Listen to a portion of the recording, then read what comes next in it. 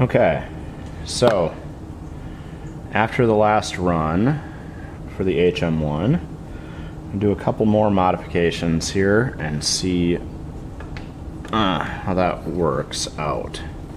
So first up, I am going to take the push rod off the exhaust and put a spring on it, because I think that having a bit of a spring for return on the exhaust there is helpful and will prevent the points from getting worn out as quickly, because right now just relying on the spring of the points, I don't necessarily want to do that, but I have this spring here, which is a much shorter spring than the other one was. This is the half step up, and I can cut that off a little bit too. It is a stiffer spring though, so when I put it in I'll have to, but like I said, I only want it to be working the, oh, and then it's got this, this is the one with the skinny coil on the end, but I gotta cut those off anyway, so that's gonna get cut off. And then the other thing is the points here. I am going to bend this ground tab, or this tab, or move this wire here, because right now it sticks out the side and it doesn't look very good. So I'm just gonna redo this side of the points to get this connection probably just on the back side there, so that the wire can run out of the way and less visibly.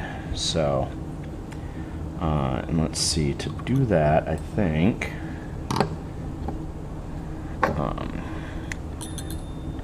oh, I need the ball end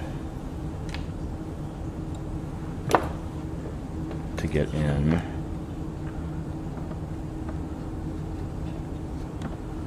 Like that.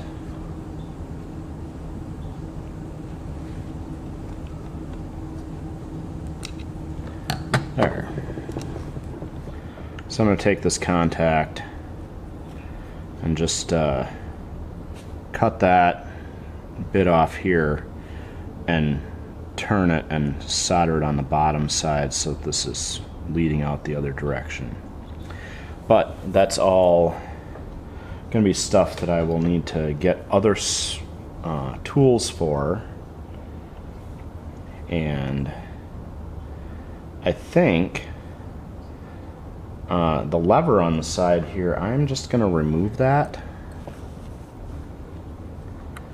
and very carefully keep track of the detent springs and balls that are in there, and just not have this on the side of the engine. But oh, that is, there are 4 balls and 4 springs for that lever detent. That is significantly better than I thought it would be. I thought it would just be like 1 in one corner, but there are 4. So that is a lovely little surprise. And these are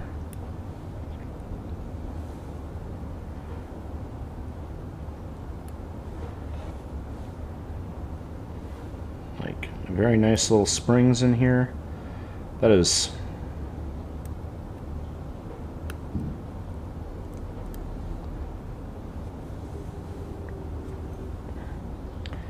there. Well, maybe I don't like the way that looks on the side. Maybe I'll put those back in just because the lever covers those holes up. But we'll see. For now, I'll take the lever off and redo this contact, and then I have, because I want it be able to, currently the ignition is at about 5 degrees before top dead center, and I think I can adjust these points to get square on top dead center, and that will also help the engine run more slowly. So there, I just set the forceps over there.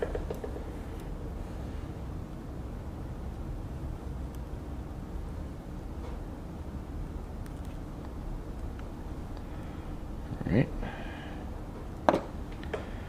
Now, as we can see, when this springs, this is at an angle, so that contact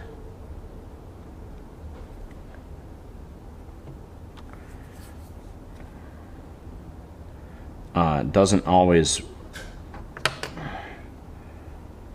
touch the other contact. Let me see if I can set this up and hold it in front of the camera and explain this. So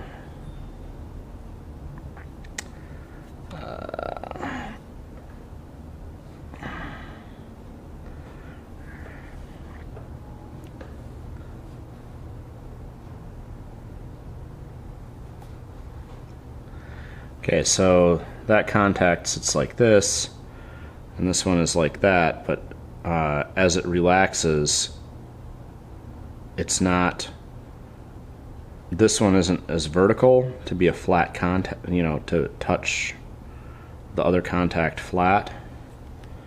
So I'm thinking that if I take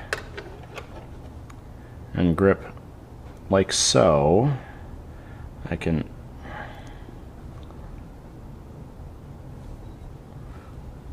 there.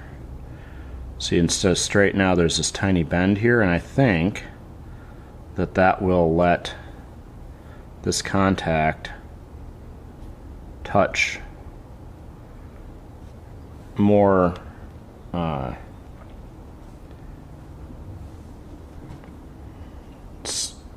tap squarer on the other contact. That will also let me adjust this to get a little closer to top dead center, but that is all an experiment for when we put these back together. Right now, I'm gonna go get my soldering equipment and move this wire so it'll be out of the way and look a little neater, and get a tool or get the spring cut off to be shorter for the exhaust return.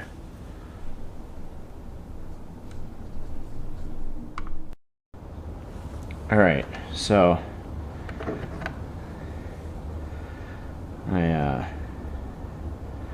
moved this connection, so there was this the tab sticking out the side here that I cut off, and then just soldered that on the bottom, and that is going to go, I need to turn this so that the camera can see it.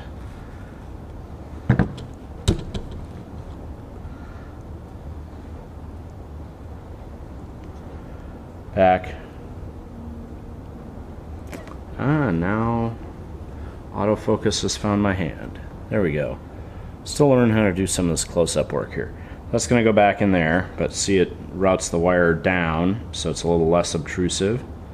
And then we'll be putting this back in, and I trimmed and put a spring back on here, but I'm going to hold the exhaust valve open here. This is just the valve open.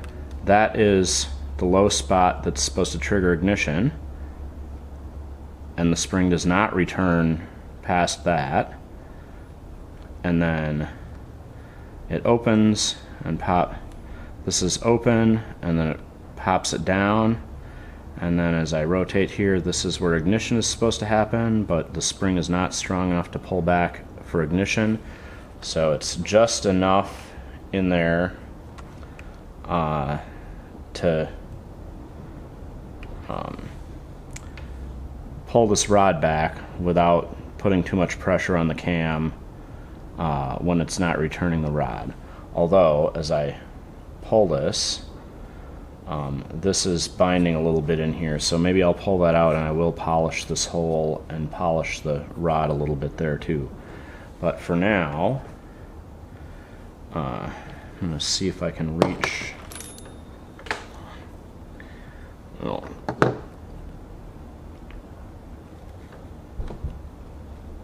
tip this up.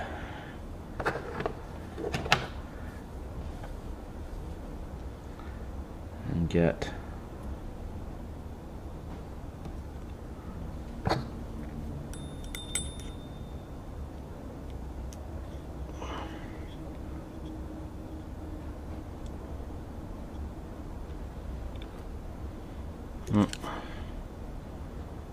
gotta get a better grip on this tab here to hold it in place while I try to screw that.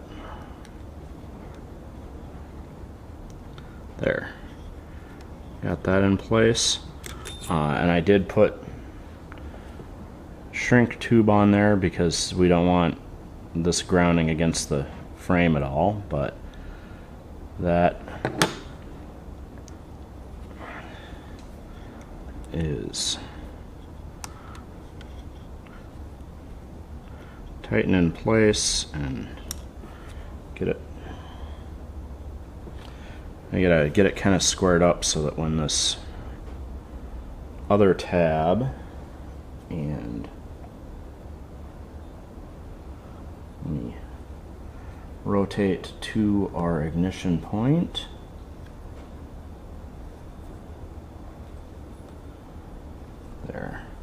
There's the low spot in the cam. Get that retracted and put our other ignition contact back in place.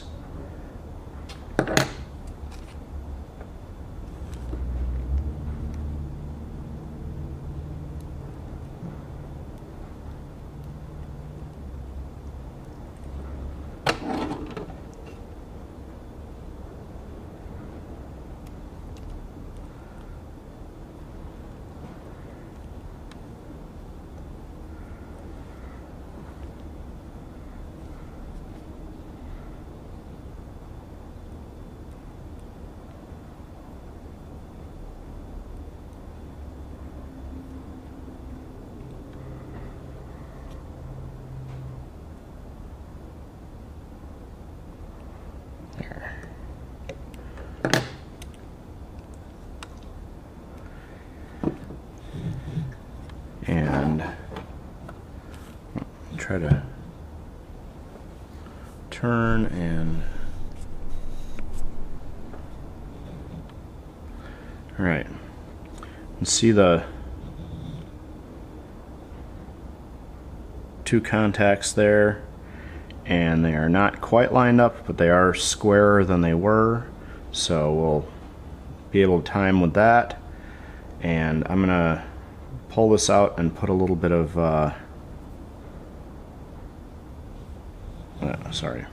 pull the rod out and polish this hole and open it up to the teeniest bit so that this is a little looser and not so stiff. So there we go.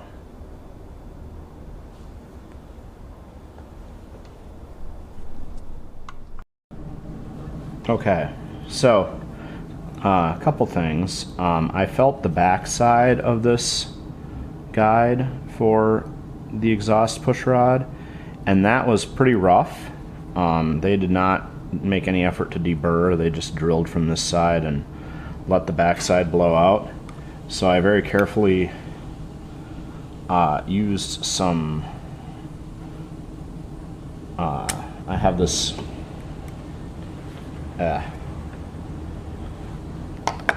ignition points file that I just sort of rubbed on the backside there, and I'm sure it did the finish in, but it also smoothed that blowout off, because upon very careful inspection, and I don't know if this shows up on camera, there are a pair of rub areas on this push rod from this side and that side of the guide hole.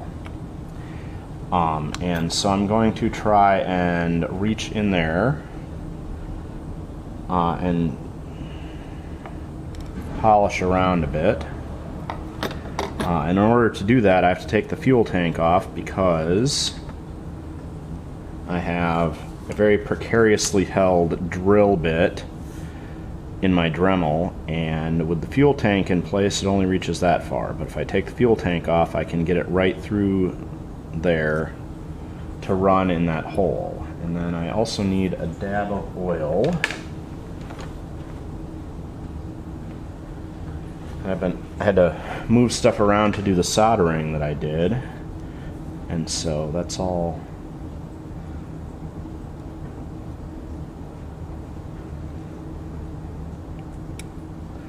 Put plenty of oil in there.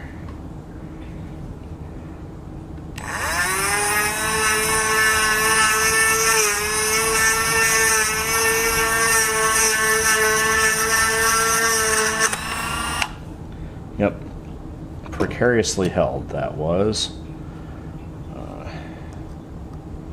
So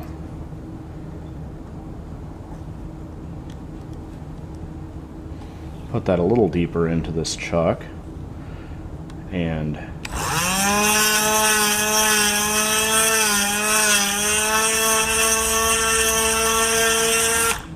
not really putting any pressure, I'm just relying on the speed of the Dremel to do the tiniest bit of grinding in there with the edge of the drill bit. And it's certainly not an ideal solution, but it is the tools that I have, and with the tiniest bit of a test fit, I think that feels a little better. I will grind on this a bit more with plenty of oil and test fit until it's a little bit looser in there. Alright, I have to use autofocus. I'm not sure how well that's going to work, but we are going to work on this oiler a bit. This is a very classic style oiler, just like has existed for about 300 years, I think, is when they first started. Like, these are pretty early design in the Industrial Revolution. As soon as they started needing to oil stuff, they put oilers like drip oilers like this on things. But the problem with this one is that I have it adjusted all the way down. This is the adjustment screw, and when you open it, it just dumps oil so fast out of the thing that it just empties. So I'm going to take this apart, and what I'm going to do is I'm going to just file this little bit off. So what happens is the needle in here, let me take the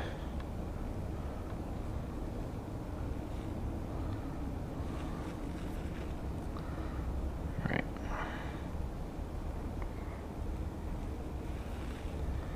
So when you pull the top up there, it lifts the needle out of the seat and lets the oil through. And this, to get this needle to seat further in, I would have to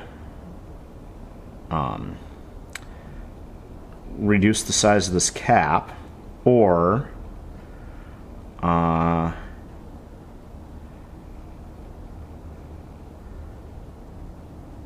shorten this whole section here to let this cap tighten down more. Or down in here where the needle seat is, you could raise that, or I can carefully grind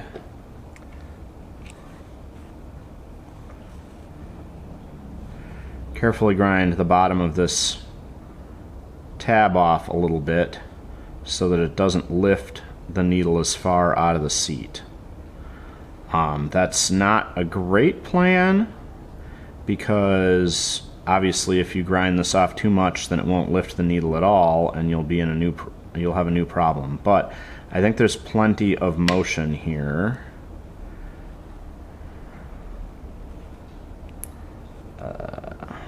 Oh yeah, so you can see the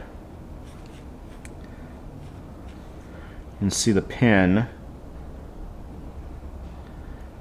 and how much space there is between the pin and the lever here compared to the pin and the side. So there's a lot of room to grind here. So I'm going to file a little bit of that off at a time, and just have to run the engine and test the oiler to see if it's slower. But yeah, I'm going to be shortening this a little bit to get the oiler to run a little slower, and then hopefully I don't have to be turning it on and off as much.